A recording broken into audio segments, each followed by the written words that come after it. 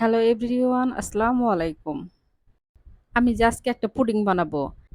এভাবে পুডিং বানিয়ে অনেকে হয়তো খান নাই। আর যারা এভাবে পুডিং বানিয়ে খেয়েছে তারাই বুঝতে পারবে যে এই পুডিংটা খেতে কত মজা। আমি পুডিং বানানোর জন্য ১ম এ ক্যারামেল তৈরি করে নিব। আমার ক্যারামেল তৈরি করা হয়ে গেছে। আমি যে বাটির মধ্যে পুডিংটা বানাবো সেই বাটির মধ্যে ঢেলে দেব। ক্যারামেল এখন আমি বাটির নিচে ভালো করে মিশিয়ে নেব। এই ক্যারামেল গরম অবস্থায় কিন্তু বাটির নিচে ভালো করে মিশিয়ে নিতে হবে। ঠান্ডা হয়ে গেলে কিন্তু জমা ধরে যাবে, পরে মিশবে না। আমি আজকে সেমাই দিয়ে পুডিং বানাবো। পুডিং বানানোর জন্য প্যানের মধ্যে আমি ১ চামচ ঘি দিব। ঘির মধ্যে দিয়ে দিব আমি একটা সাদা এলাচ আর দারুচিনি। ঘির মধ্যে আমি দারুচিনি আর সাদা এলাচ ভেজে নিয়ে এখন আমি দিয়ে দিব সেমাই। সেমাই আমি ঘির মধ্যে ভালোভাবে ভেজে নেব।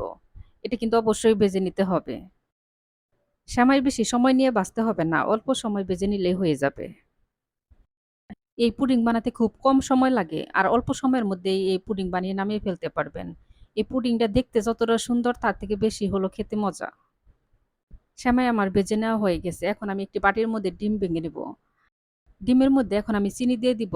আর দিয়ে দিব সামান্য একটু লবণ। লবণ হইছে অপশনাল। চাইলে দিতেও পারেন, নাও দিতে পারেন। কিন্তু মিষ্টির মধ্যে সামান্য একটু লবণ দিলে মিষ্টির স্বাদটা একটু বেড়ে যায়। তাই আমি সামান্য একটু লবণ দিয়ে দিলাম।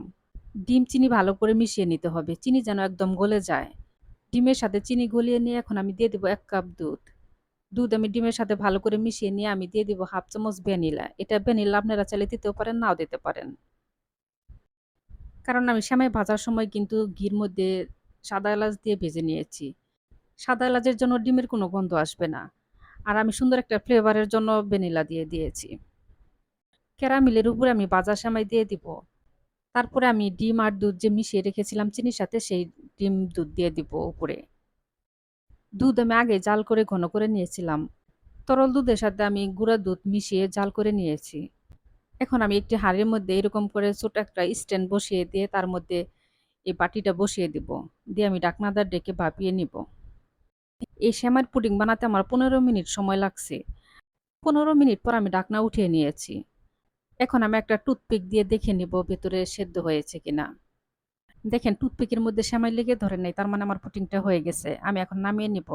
নামিয়ে নিয়ে এখন ছুরি দিয়ে আমি চারপাশে কেটে নিব, যেন পুডিংটা ঢালতে সুবিধা হয়। আমি আজকে একটা ডিম দিয়ে দেখেন সেমাইয়ের পুডিং বানালাম। তাই কিন্তু পুডিংটা অনেক বড় হয়েছে। আপনারা চাইলে বেশি করে ডিম দিয়ে দুধ দিয়েও বানাতে পারেন। আমার পুডিং হয়ে গেছে। সবাই ভালো থাকবেন, সুস্থ থাকবেন। আল্লাহ হাফেজ।